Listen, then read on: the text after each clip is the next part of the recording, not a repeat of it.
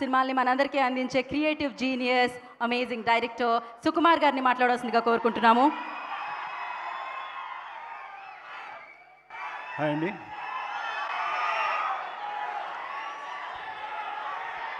Sir thank you sir. Chiranjeevi sir, ఎప్పటికీ మీ పక్కన కూర్చోవాలన్నా కూడా కాసేపు ఈ పక్కన కూర్చున్నంతసేపు నాకు ఊపిరి రాలేదు. త్వరగా స్టేజ్ మీద పిలిచేసరికి హ్యాపీగా వచ్చేసాను.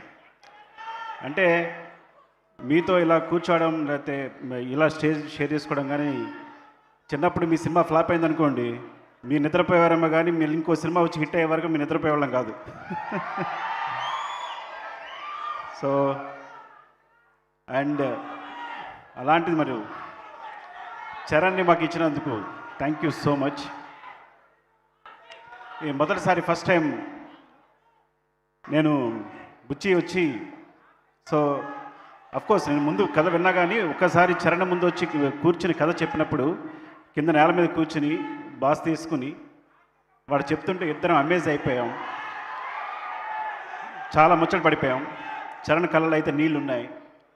అంటే ఒక కమర్షియల్ సినిమాని ఒప్పుకోవడం మామూలు విషయం కాదని, చరణ్ ఆ టైంలో ఎంత ఒక మాస్ సినిమానైనా తను ఏదైనా యాక్సెప్ట్ చేయొచ్చు, కానీ ఇలాంటి ఒక కాన్సెప్ట్ ఉన్న సినిమాని, ఒక విలన్ లేని సినిమాని, సిచ్యుయేషన్సే విలన్ అయ్యే సినిమాని ఒప్పుకొని ఇలా చేయడం అనేది చాలా గొప్ప విషయం. అంతకన్నా గొప్ప విషయం అలాంటి సినిమాని మీరు ఆదరించి ఇంత బ్లాక్ బస్టర్ చేయడం ఇంకా గొప్ప విషయం. అంటే ఈ సినిమా కమర్షియల్ సినిమా అనే కాన్సెప్ట్ని మార్చేసింది ఈ సినిమా అనేది. The thanks for Buchibabu for that. I think one of promising డైరెక్టర్గా, అంటే ఒక ఉప్పెన తీసిన అబ్బాయి ఇంత పెద్ద సినిమాని, ఇలాంటి పెద్ద సినిమాని హ్యాండిల్ చేయడం అనేది చాలా గొప్ప విషయం. Love you, congratulations and thank you. Love you రా, ఇలాంటి సినిమా ఇచ్చినందుకు.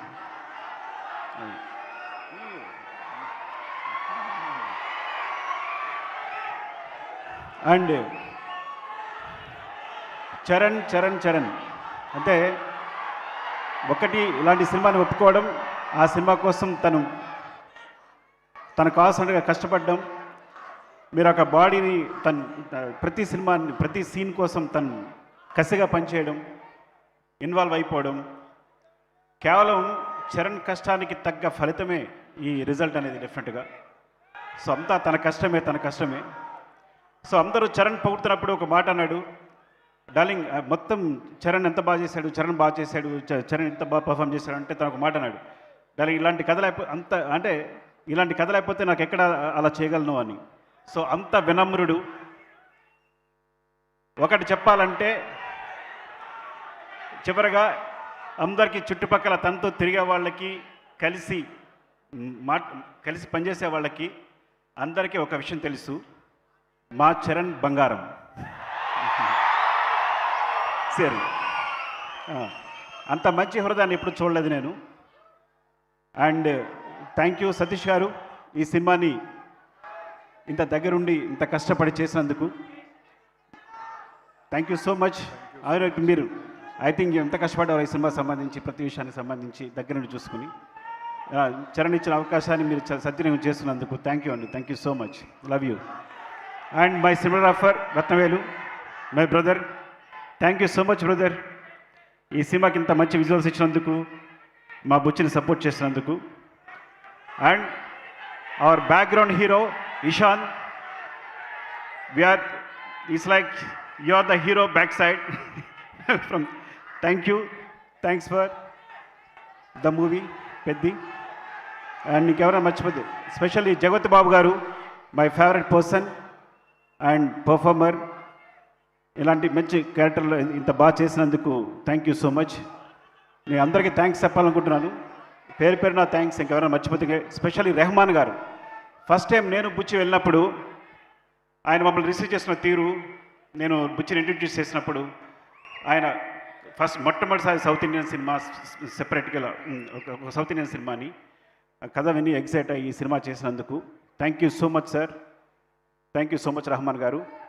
అండ్ ప్రతి ఒక్కరికి, స్పెషల్లీ మైత్రి మూవీస్ రవి గారు అండ్ నవీన్ గారు,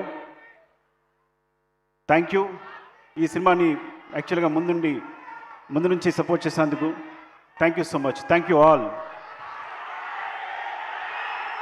thank you Sukumar. RC17, right?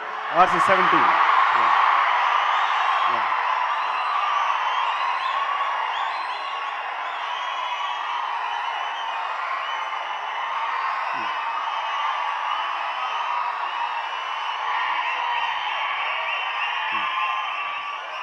Cinema కోసం అడుగుతున్నారండి. అదే గాడ్ ఇట్. నేను చెప్పను. Okay, wait. నాకు చెప్పడం ఇష్టం ఉండదు డెఫినెట్గా. ఐ డోంట్ నో, నాకు చెప్పడం ఇష్టం ఉండదు. Okay, you can imagine. Thank you, love you, I'm very sorry. Thank you Sukumar garu. Thank you so